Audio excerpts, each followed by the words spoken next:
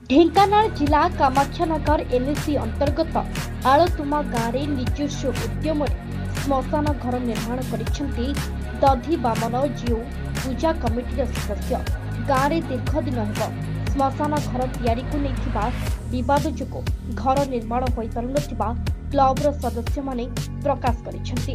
ग्रामवासी सहयोग दधी बामन जीव पूजा कमिटीर सदस्य माने श्मशान घर निर्माण करिसेंती।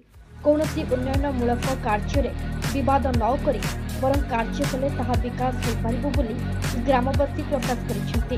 तेबे सरकार पक्षरु श्मशान गृह निर्माण पर विभिन्न पदक्षेप निया जाउतबा बेले कामाक्षानगर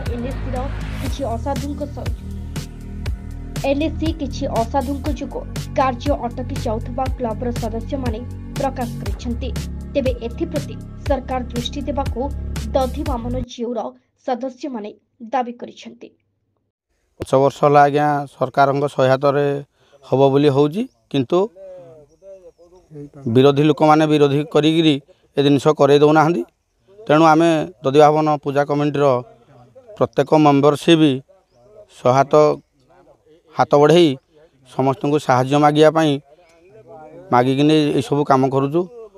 दीर्घ 5 वर्ष होलानी आमर श्मशान हम बोली सरकार तरफ आसी अनुदान किंतु हो पारुनी।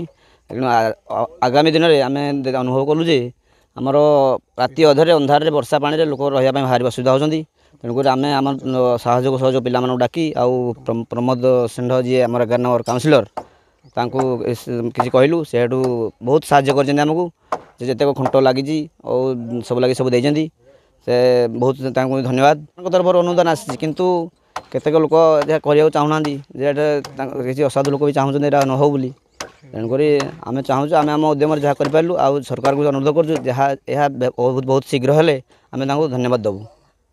धरी एटे श्मशान घाट हो पारे सरकार व्यवस्था था हो पारा ना किंतु ये स्वेच्छासेवी मैंने दधी बामन जो पूजा कमिटी वाला से मैंने आसिकी यही प्रकार कार्य से करुँच। आमर गजेन्द्र प्रमोद षेण्ढ 11 नंबर काउंसिलर से बहुत साहाय्य करुँच।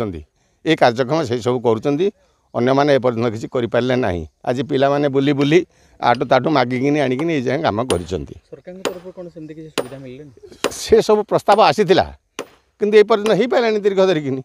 एणु राति अंधार वर्षा टाइम श्मशान के आसिले गोटे बसवाई ना ये पिला माने मुठी चाउल मागिकी आपको मागी मागी मागी यही सब आणिकी कर प्रमोद षेण्ढ से 11 नंबर काउंसिलर से आज साहाय्य बहुत करुँच।